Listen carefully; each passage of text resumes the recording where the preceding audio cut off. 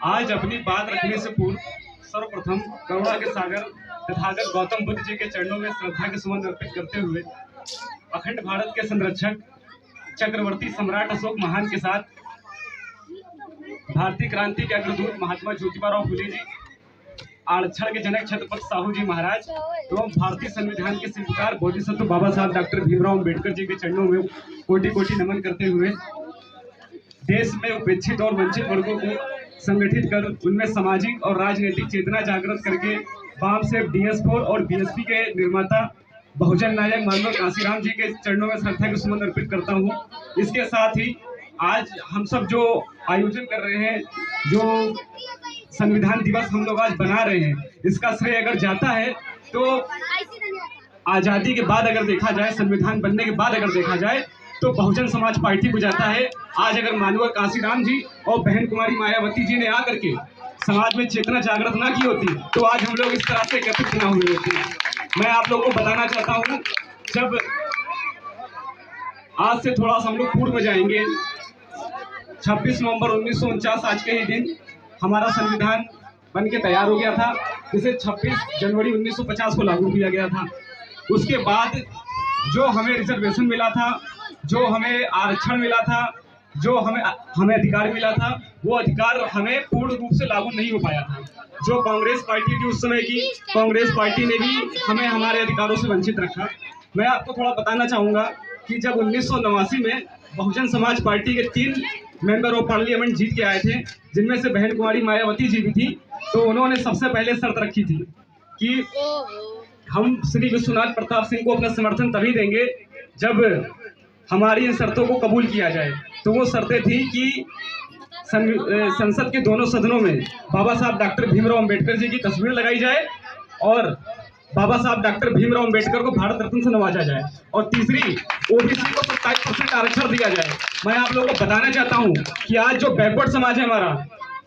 उसको आज जो 27% आरक्षण मिल रहा है, वो बहुजन समाज पार्टी की, मानवर काशीराम जी की और बहन कुमारी मायावती जी की देन है। ये चीजें आप लोग से हर कोई नहीं बताता है, और मैं आप लोग जितने भी लोग यहाँ आए हो, मैं आप सभी लोगों से अनुरोध करूंगा कि आप सभी लोग इन चीज़ों में शामिल होने के साथ साथ इन चीज़ों का अध्ययन भी करिए। क्योंकि होता क्या है, जो रूढ़िवादी व्यवस्था वाले लोग हैं, जो सामंतवादी व्यवस्था वाले लोग हैं, वो लोग हमेशा समाज को गुमराह करने का कार्य करते हैं। गुरु नहीं कराएंगे, वो लोग हमेशा आपको गुमराह करने का कार्य करेंगे। आज यही काम मौजूदा भारतीय जनता पार्टी भी कर रही है। कांग्रेस पार्टी में और भारतीय जनता पार्टी में कोई बहुत बड़ा अंतर नहीं है। मानवर काशीराम जी भी कहते थे, एक नाक तो दूसरा सांप। तो मैं यही कहना चाहूँगा, आज हम लोग यहाँ पे जो एक साथ इकट्ठे हुए हैं,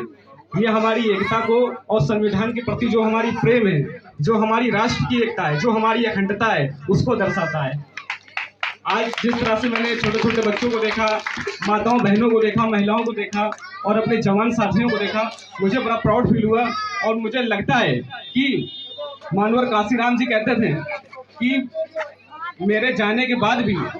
अगर आप चाहते हो कि मेरा कारवां चलता रहे तो मेरे बताए हुए रास्ते को, मेरे इस मूवमेंट को, मेरे इस मिशन को कभी रुकने मत देना। और हमारे जो पूर्वज हुआ करते थे, जो हमारे आज से 40 साल 50 साल पहले जो हम सबके जो लोग भी जिन्होंने बहुजन समाज पार्टी को मजबूत किया, उन सभी लोग नारा दिया करते थे कि बाबा साहब का दूसरा नाम काशीराम, काशीराम। आज अगर मानवर काशीराम जी ना होते तो आज मैं समझता हूँ कि ना हम लोग बाबा साहब को जान रहे होते और ना ही हमें हमारे हक अधिकार मिलते। उत्तर प्रदेश में जब बहन कुमारी मायावती जी पहली बार मुख्यमंत्री बनी 3 जून 1995 को, बहन जी ने सबसे पहले